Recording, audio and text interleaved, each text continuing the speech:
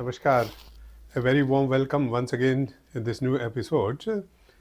आज मैं आप लोगों से जो बात करना चाहूँगा वो है जो एक प्रश्न मुझे मिला उस एपिसोड के बाद में जिसमें हमने बात की थी ट्यूशन कल्चर या ट्यूशन में बच्चों को भेजना चाहिए या नहीं भेजना चाहिए, खासकर छोटे बच्चों को के बारे में मैंने अपने विचार आप लोगों से साझा किए थे। तो एक सवाल मेरे सामने आया कि जब ये आर्ट, म्यूज़िक, डांस की अगर हम बात करें, क्या इन एक्टिविटीज़ के लिए या इनको सीखने के लिए बच्चों को बाहर भेजा जाए? मतलब जब बाहर की बात करते हैं तो स्कूल से अलग कोई जगह जहाँ पर इन बच्चों को ये चीज़ें सिखाई जाती हों, वहाँ भेजा जाए या नहीं?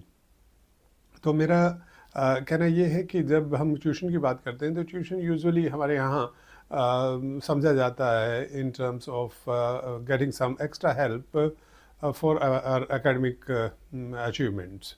तो उसमें खासकर बड़े पॉपुलर रहे मैथ, साइंस, आजकल तो खैर सभी सब्जेक्ट्स के लिए बच्चे जाते हैं। तो साथ साथ फिर इन सब सब्जेक्ट्स की भी जो मैंने अभी आपको जिक्र किया या जो आपने मेरे से पूछा है कि म्यूज़िक, डांस और आर्ट के बारे में हम क्या सोचें। तो मेरा तो कहना यह है क्योंकि छोटी क्लासेस में जो आजकल प्री प्राइमरी क्लासेस हैं उनमें बच्चों के ऊपर एकेडमिक का बहुत ज़्यादा नहीं होता है, तो जो general development of the child है उस पर ज़्यादा ध्यान दिया जाता है और दिया भी जाना चाहिए। पढ़ाई और ये चीज़ें धीरे धीरे हमें आगे बढ़ानी होंगी।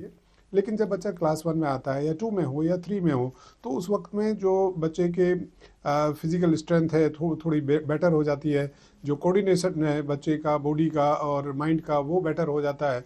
तो उस वक्त में अगर इन चीज़ों को बच्चा करता है तो इसमें ये बड़ा अच्छी बात है। रादर ये उस बच्चे की जो पर्सनैलिटी है, उस बच्चे का जो सेल्फ रेगुलेशन की जो मैं बात करता हूँ, या जो सोचने की क्षमता है, या जो सोशल स्किल्स हैं, या जो क्रिटिकल स्किल्स हैं, या जो एनालिटिकल स्किल्स हैं, ये बच्चे की इससे थोड़ी बेहतर होती है। अब सवाल उठता है बच्चा बैठ करके आर्ट कर रहा है या म्यूज़िक सीख रहा है या डांस सीख रहा है, तो इसमें ये चीज़ें कैसे मतलब हेल्प करती है। तो देखिए इसके लिए तो थोड़ा सा पहले न्यूरो साइंस की तरफ जाना पड़ेगा और न्यूरो साइंस के हिसाब से अगर हम इसको समझेंगे तो मैं कोट कर रहा हूँ जो मैं आजकल सुन रहा हूँ प्रोफेसर सैम वेंग को, जो कि प्रिंसटन यूनिवर्सिटी में प्रोफेसर ऑफ न्यूरो साइंस हैं। वो ये बात कह रहे हैं कि जो ये कहा जाता है कि ब्रेन जो डेवलप होता है वो करीब करीब 6 साल की उम्र तक होता है। 6 साल की उम्र तक ब्रेन डेवलप होने का मतलब उन्होंने ये बताया है कि जो न्यूरॉन्स की संख्या है, जितने न्यूरॉन्स हमारे ब्रेन के अंदर होने चाहिए, वो करीब इस उम्र तक करीब करीब डेवलप हो जाते हैं। तो उसके बाद संख्या न्यूरॉन्स की ऑलमोस्ट स्टैटिक हो जाती है, जिनको हम लोग मानते हैं कि न्यूरॉन्स जो हमारे ब्रेन के अंदर हैं करीब करीब 100 बिलियन न्यूरॉन्स हैं। और अगर देखा जाए तो जब आगे पढ़ते हैं कि न्यूरॉन्स इंफॉर्मेशन कैसे रिसीव करते हैं और किस तरह से इंफॉर्मेशन को ट्रांसमिट करते हैं, तो कहा जाता है कि करीब करीब 100 ट्रिलियन मतलब कनेक्शंस हैं। और जो ये ट्रांसमिशन और रिसीविंग ऑफ इंफॉर्मेशन होती है, इसके लिए 2 कैरियर्स हैं और रिसीवर्स हैं। कैरियर है जो उसको बोलते हैं हम एक्सॉन्स, और जो रिसीवर है उसको बोलते हैं हम डेंड्राइट्स। तो ये 2 बड़े इम्पोर्टेंट इसके लिए फंक्शंस है, किस तरह से न्यूरॉन एक दूसरे से इंफॉर्मेशन को शेयर करते हैं। तो इसके बारे में तो मैं खैर बहुत ज़्यादा इस वक्त में बात नहीं करूँगा, कारण क्या है कि ये बिल्कुल ही एक अलग साइंस हो जाती है। पर जो मैं बात कह रहा था कि करीब 6 साल की उम्र तक बच्चों के अंदर न्यूरॉन्स की संख्या करीब करीब सेटल हो जाती है, स्टेबल हो जाती है। और उसके बाद जो है, ऐसा नहीं है कि ब्रेन उसके बाद डेवलप नहीं होता। ब्रेन के development in terms of cognitive, in terms of analytical, in terms of knowing social skills, वो डेवलपमेंट अकॉर्डिंग टू द जो एक्सपीरियंस है, जो बच्चों का एक्सपोजर है, वो होता रहता है। और आर्ट, म्यूज़िक एंड डांस ये इस तरह के एक्टिविटीज़ हैं, इस तरह के सब्जेक्ट्स हैं जो आपको एक तरह से मेडिटेशन कराते हैं। आपको एक तो फोकस करना सिखा देते हैं, आपके जो आपकी सोच है उसको फ्री फ्लो में बाहर निकलने के लिए, बिकॉज वहाँ कोई जजमेंट नहीं होता, वहाँ पे कोई गलत और सही नहीं होता। और जब आप बात करते हैं कि क्या इन बच्चों को सीखने के लिए भेजना चाहिए, देखिए बच्चे को अगर खाली हम बिज़ी रहे, बच्चा वो खाली ना रहे, नहीं तो वो पता नहीं क्या सीखेगा, इस सोच के साथ अगर भेजेंगे तो मैं कहूँगा कहीं नहीं भेजना चाहिए। लेकिन अगर ये सोच के हम भेज रहे हैं कि बच्चे के पास समय है और हम खाली उसको आर्ट, म्यूजिक या डांस ही सीखने नहीं भेज रहे हैं, वो अलोंग विद दैट बाकी चीज़ें भी उसके मानसिक रूप से और शारीरिक रूप से डेवलप होंगी। क्योंकि जब डांस की बात हम करते हैं तो डांस में तो खाली ब्रेन ही डेवलप नहीं होगा, फिजिकल एक्सरसाइज भी होती है, तो वो भी बच्चे की डेवलप होती है। और जैसा मैंने कहा कि यहाँ पर कुछ सही या गलत एकदम से नहीं होता है। वो अलग बात है कि लेटर स्टेज पे कोई अगर डांसर बनना चाहता है या कोई गायक बनना चाहता है या कोई म्यूजिशियन अदरवाइज बनना चाहता है या आर्टिस्ट बनना चाहता है, तो एक अलग बात है कि आपको उनको बाद में जाकर के ठीक किया जा सकता है या ऐसा कहा जा सकता है कि ऐसे ही करो। और आजकल तो आर्ट में भी एब्स्ट्रैक्ट आर्ट है और म्यूज़िक में भी नए नए इनोवेशंस है। कोई ज़रूर नहीं कि आप उन्हीं चीज़ों को फॉलो करें जो आपको स्कूल में पढ़ाई गई या आपके इन क्लासेस में पढ़ाई गई। तो मेरी तो सलाह ये रहेगी कि अगर बच्चा बिना किसी प्रेशर के और बिना किसी तकलीफ़ के और इन्जॉयमेंट के साथ, उसका उसमें इंटरेस्ट भी है और वो जाकर के सीखता है, तो इसमें कोई गलत बात नहीं है।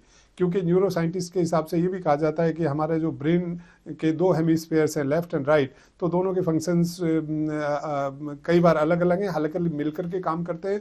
लेकिन लेफ्ट जो हेमिस्फीयर है वो कुछ चीज़ों के लिए, लैंग्वेज जिसमें से एक बहुत बड़ी चीज़ मानी जाती है। और यहाँ पे बड़ी इंटरेस्टिंग बात मैं आपको बताऊँ कि लैंग्वेज हम लेफ्ट हेमिस्फीयर में ज़्यादा डोमिनेटली सीखते हैं या समझते हैं, लेकिन जो लैंग्वेज से और सीखने से या सुनने से या पढ़ने से जो इमोशंस आते हैं वो right hemisphere of the brain really is responsible for that. तो वो मैं फिर थोड़ा सा बीच बीच में आ जाता हूँ न्यूरो साइंस की तरफ, बट इससे मैं थोड़ा सा अलग रहना चाहूँगा।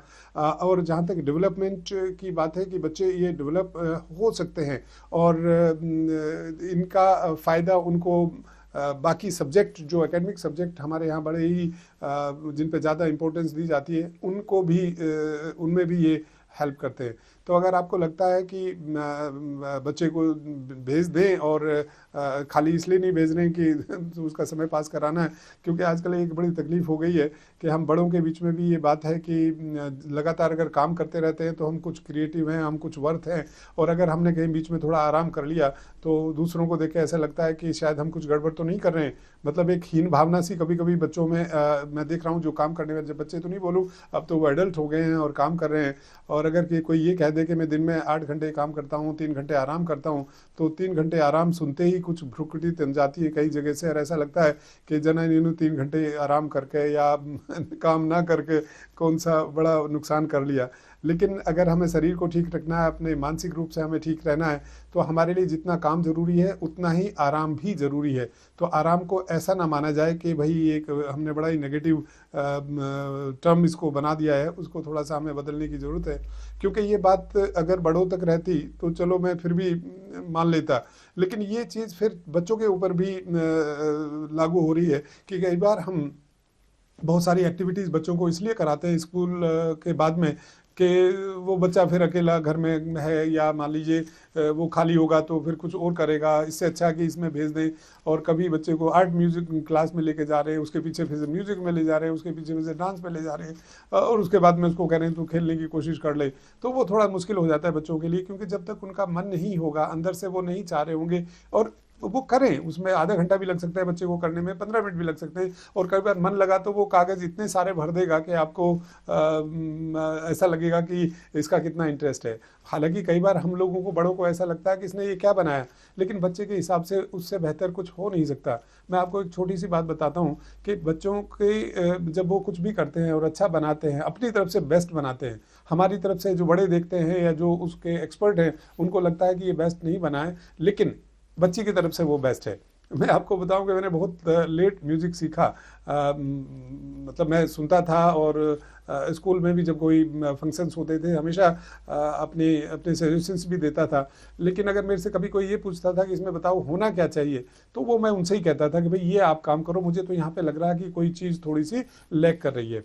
तो मुझे लगा कि जब मेरे से कोई पूछता है और मैं जवाब नहीं दे पाता, तो इसके लिए मुझे सीखना चाहिए। तो जब मैंने उनको सीखना शुरू किया, तो मैं बहुत छोटी छोटी बातों से, बेसिक्स से, जब मुझे म्यूज़िक सर ने पढ़ाना शुरू किया, सिखाना शुरू किया, तो मैं पहले दिन बड़ा ही खुश होकर के घर पहुंचा और मैंने अपने बच्चे को बताया कि देखिए बेटा, आज मैंने ये सीख के आया हूँ।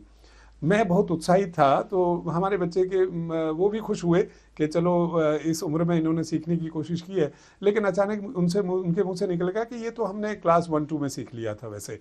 तो जैसे ही उन्होंने कहा कि मैंने क्लास 1-2 में सीख लिया था, तो मैं एकदम थोड़ा-सा, जो जितना उत्साह था, वो थोड़ा-सा एक बार को कहीं को उसको झटका लगा। लेकिन मैं समझ पाया कि उनका जो कहने का मतलब था, वो बिल्कुल अलग था।